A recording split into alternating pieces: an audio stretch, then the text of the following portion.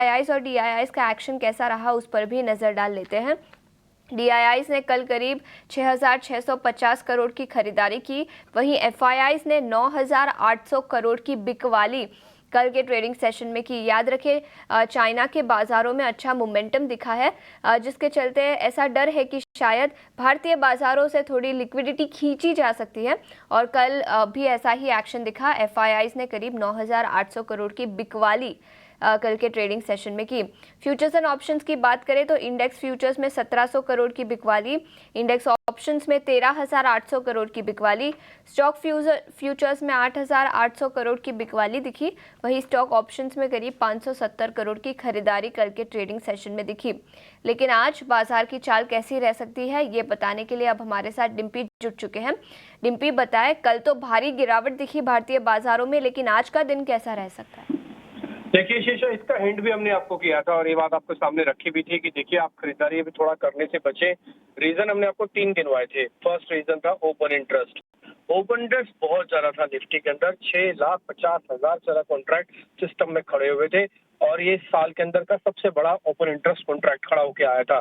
तो ये बात हमने कल भी आपको बताया था कि निफ्टी हैवी है, उसको लाइट होना होगा चलने के लिए, और कल एग्जैक्टली वही लाइट हुआ है। कल 8% का ओपन इंटरेस्ट उसमें से शेड हो गया, यानी कि घट गया, और सीधा 6,50,000 से आप 5,96,000 कॉन्ट्रैक्ट पे आ गए, यानी कि करीब 60,000 कॉन्ट्रैक्ट कल में एक ही दिन में सेटल हो गए। और उसने मार्केट के अंदर 26,000 को तोड़ा और फिर 25,800 पे एक बेस बनवा दिया। फिर भी मैं बोलूंगा ये सौदा काफी सस्ता हुआ है कल के अंदर, क्योंकि ओपन इंटरेस्ट जिस हिसाब से खड़ा था, अगर वो शेड नहीं होता तो मार्केट में मेजर फॉल भी आ सकता था। लेकिन कल धीरे धीरे करके वो फॉल रिलीज हुआ है, तो थोड़े से ओपन इंटरेस्ट घटा और मार्केट में कोई ज्यादा बड़ा पैनिक नहीं आया। दूसरी इंपॉर्टेंट बात जो हमने आपके सामने रखी थी वो थी पुट कॉल रेशियोज। वो थोड़े महंगे थे, तो कल दोनों के दोनों पुट कॉल रेशियोज ठीक हो गए हैं और दोनों ही मैं बोलूंगा कि 1 पॉइंट के नीचे चले गए हैं, 0.84, 0.62।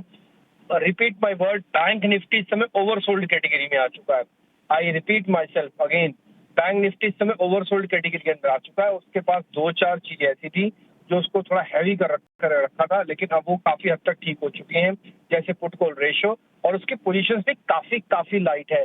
ऑलरेडी हम जब नई सीरीज में आए थे तो ओपन इंटरेस्ट काफी कम लेके आए थे, ये बात मैंने आपको कल परसों के नोट पे भी आपको नोटिस करवाई थी। तो इसलिए उसमें फॉल आना लाजमी था। जो चीज हल्की होगी उसको ज्यादा डैमेज कर पाएंगे, जिसके अंदर ओपन इंटरेस्ट ही नहीं होगा। तो बैंक निफ्टी के अंदर आप देखा होगा ट्रेडिशनली 2 दिन थोड़ा ज्यादा टूटा है एज कम्पेयर टू निफ्टी के। तो 2 दिन में करीब 1,300 पॉइंट बैंक निफ्टी ने खो दिए। तो 1,300 पॉइंट खोने के बाद उसकी जहां वैल्यूएशन ऊपर खड़ी हुई थी, जो चीजें खराब थी वो सब की सब ठीक हुई हैं। अब वो थोड़ा ओवरसोल्ड कैटेगरी में आ चुका है। 0.62 का पीसीआर है और 0.5 पे तो हम टिपिकली ओवरसोल्ड डिक्लेयर कर देते हैं। 4 शेयर F&O बैन में है। मैं जल्दी आपको ना स्टॉप लॉसेस और लेवल्स और गिनवा देता हूँ फटाफट से। पहले निफ्टी के आते हैं, क्योंकि हमने कल 25,800 के आसपास क्लोज किया है। बहुत अच्छा ये सपोर्ट एरिया है, बट हमने लोअर एंड के पास हमने क्लोज किया, तो इसलिए 100-150 पॉइंट की भी और गुंजाइश बनती है।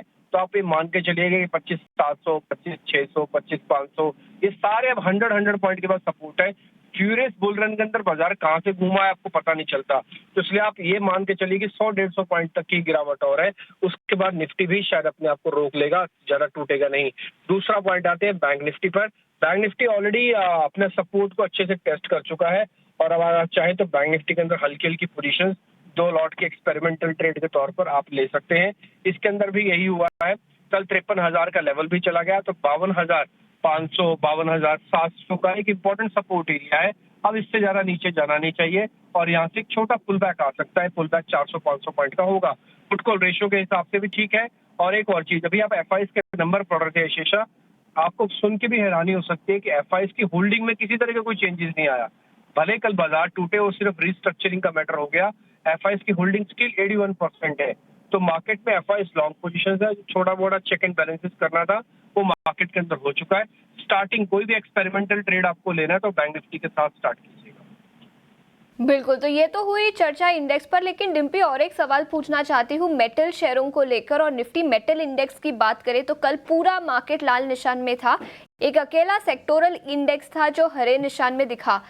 इस इंडेक्स पर आपकी क्या राय रहेगी? चाइना के मार्केट्स अभी कुछ दिन बंद रहेंगे तो वहां से शायद इतने सारे क्यूज नहीं आएंगे, लेकिन मेटल शेयरों पर आपकी क्या राय रहेगी? आशीष, इसके पीछे दो चीजें हैं काउंट होंगी। फर्स्ट, जो चाइना वाला रीजन आपने गिनवाया है, चाइना सबसे बड़ा प्रोड्यूसर है और चाइना ही सबसे बड़ा कंज्यूमर भी है। तो जब भी चाइना के अंदर पोजीशन थोड़ी भी ठीक या उलट पुलट होंगी तो उसका सबसे पहले इम्पैक्ट मेटल पे आएगा, जो अभी भी है। और एक और चीज, मेटल कभी भी एक मैक्रो इवेंट्स के तौर पर कैलकुलेशन होता है, तो उसका जो इम्पैक्ट होता है वो काफी ज्यादा है। मैं आपको इसका मंथली रिटर्न बता देता हूँ। करीब करीब एक मंथ में 7% से ज्यादा इसका इंडेक्स चल चुका है। और कोई भी शेयर, सरकारी हो या गैर सरकारी हो, उन दोनों के अंदर हमको अच्छी बढ़त आती हुई दिखी है। हमने फ्यूचर्स के डाटा भी इसके चेक किए तो टिपिकली ज्यादातर में लॉन्ग पोजीशंस बनी है। इसलिए मेटल्स के अंदर अभी भी हालांकि थोड़ा हीटेड हो चुके हैं, लेकिन फिर भी कभी भी आपको डिप मिले तो भी आप इसमें बाय कर सकते हैं। ये स्ट्रक्चरली बुल रन के अंदर जा चुके हैं और इसके अंदर थोड़ा बहुत और मूव मिलेगा, बट हाँ, थोड़ा सिलेक्टिव रखना होगा अपने आप को और पोजीशन थोड़ी सी लाइट रखें। बाइंग ऑन डिप्स के अंदर पोजीशंस बना सकते हैं, क्योंकि रोल ओवर भी मेटल्स के अंदर काफी अच्छा हो गया था। एक और चीज जो इस समय मार्केट के अंदर चर्निंग हो रही है, उस चर्निंग के अंदर मेटल थोड़ा डिप्राइव था, पहले पीछे हटा हुआ था, इसलिए मेटल को चर्निंग के लिए भी इस्तेमाल किया जा रहा है। तो मार्केट का अपना इंटरनल प्रोसेस भी है और इसके अलावा जो ग्लोबल प्रोसेस है वो तो चल ही रहा है और ये फ्यूचर में अपने आप में स्ट्रॉन्ग पोजीशन पे खड़े हैं। स्टिल बाइंग ऑन होगा, बाइंग ऑन डिप्स होगा ये। तो बाइंग ऑन डिप्स की स्ट्रैटेजी मेटल शेयरों पर बनाए रखें, लेकिन सिलेक्टिव रहने की सलाह। टिम्पी, बहुत बहुत शुक्रिया हमारे साथ जुड़ने के लिए। है कमोडिटी मार्केट पर नजर डालते हैं और कमोडिटी मार्केट पर रणनीति बताने के लिए आज हमारे साथ केडिया सिक्योरिटीज के अजय केडिया जुड़ चुके हैं। Ajay, good morning. बताएं कमोडिटीज में क्या रणनीति बनानी चाहिए, प्रेशियस मेटल्स, बेस मेटल्स और crude oil. Very good morning. कल का दिन काफी इंपॉर्टेंट था। कल हमने देखा कि करेक्शन बुलियन में आता हुआ दिखाई दिया। पिछला हफ्ता इजराइल हमास के बीच में जो तनाव था, इसके चलते सोने को सपोर्ट कंटिन्यू मिलता हुआ दिखाई दिया। अगस्त और सितंबर दोनों ही मंथ में सोने और चांदी ने अच्छा परफॉर्मेंस दिया। पर मुझे लगता है एक टेक्निकल प्रॉफिट बुकिंग ड्यू है, जिस ढंग से हम देखते हैं जो बड़े इवेंट्स है, इंटरेस्ट रेट कट, ये सब हो गए। इसी को देखते हुए आज के लिए सोने चांदी में बिल्कुल इंट्राडे के लिहाज से, क्योंकि शॉर्ट टर्म और मीडियम टर्म आउटलुक सोने चांदी का अच्छा ही है, बट इंट्राडे के लिहाज से 75,900 पे दिसंबर वायदा गोल्ड का बेचा जा सकता है। 76,130 के स्टॉप लॉस से 75,500 तक का टारगेट रहेगा। वहीं अगर चांदी की बात करें तो चांदी में भी कल बेस मेटल में जो गिरावट थी, उसी के नतीजन हमने गिरावट बढ़ते हुए देखी। 91,000 पे बेचना चाहिए, 91,800 का स्टॉप लॉस रहेगा। 89,800 से 89,500 तक का लेवल मिल सकता है। बिल्कुल, तो ये रणनीति कमोडिटी मार्केट पर। अजय, बहुत बहुत शुक्रिया समय निकालकर ईटी नाउ स्वदेश के साथ जुड़ने के लिए। बढ़ते हैं, वरुण अब हमारे साथ जुड़ चुके हैं, जो हमें बताएंगे ब्रोकरेज रिपोर्ट्स के चलते कौन से स्टॉक्स फोकस में रहेंगे। Varun, good morning. Good morning Ashisha. तो शुरुआत करूंगा आधार हाउसिंग फाइनेंस से, क्योंकि इन्वेस्टेक की रिपोर्ट आई है और इन्होंने कवरेज की शुरुआत की है। 600 रुपये के प्राइस टारगेट ये यहाँ पे दे रहे हैं। इनका कहना है कि हाउसिंग फाइनेंस सेक्टर में अगर आप देखेंगे तो वन ऑफ द बिगेस्ट और वेल डाइवर्सिफाइड कंपनी ये है और जो अंडरराइटिंग मॉडल है वो इसका काफ़ी अच्छा है। आगे चल के आपको अच्छी खासी ग्रोथ देखने मिल सकती है। नो डाउट सप्लाई ओवरहैंग थोड़ा बहुत रह सकता है, लेकिन AUM और पैट में अगर आप देखेंगे तो करीब 20 से 21% के आसपास की ग्रोथ आपको FY24 से 27 के बीच में देखने मिल सकती है। और सप्लाई ओवरहैंग का मेरा मतलब है कि काफ़ी सारे PE प्लेयर्स जो है अगर वो एग्जिट करेंगे तो उसका सप्लाई ओवरहैंग होगा।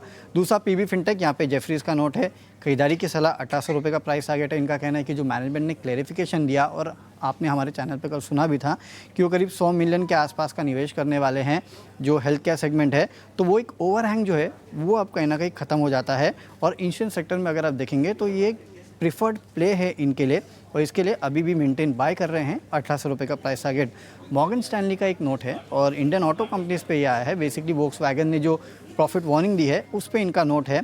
इनका कहना है कि सबसे पहले JLR, टाटा मोटर्स पे अगर आप देखेंगे तो कंपनी ने वैसे गाइड किया था कि Q2 जो है वो सप्लाई इश्यूज़ की वजह से थोड़ा बहुत कमज़ोर रह सकते हैं और डिस्काउंट जो बढ़ रहे हैं उसके वजह से इन्होंने पहले ही डिमांड वीकनेस की हाईलाइट इन्होंने कर दिया था। इक्वल वेट कॉल है इनका कहीं ना कहीं टाटा मोटर्स JLR पे। और दूसरा संवर्धन मसन, यहाँ पे भी आप नज़र रखिएगा, क्योंकि इन्फ्लेशन और साथ ही साथ जो प्रोडक्शन कट्स है वो थोड़े बहुत हेडविंड्स है इस कंपनी के लिए। सप्लायर मार्जिन जो है वो साइक्लिकल हाई पे नहीं है, ये इनका कहना है।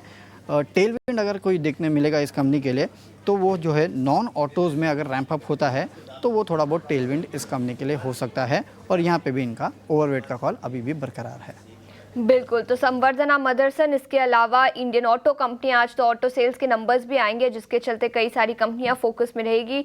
PB फिनटेक और आधार हाउसिंग फाइनेंस, सभी स्टॉक्स ब्रोकरेज रिपोर्ट्स के दम पर फोकस में रहेंगे।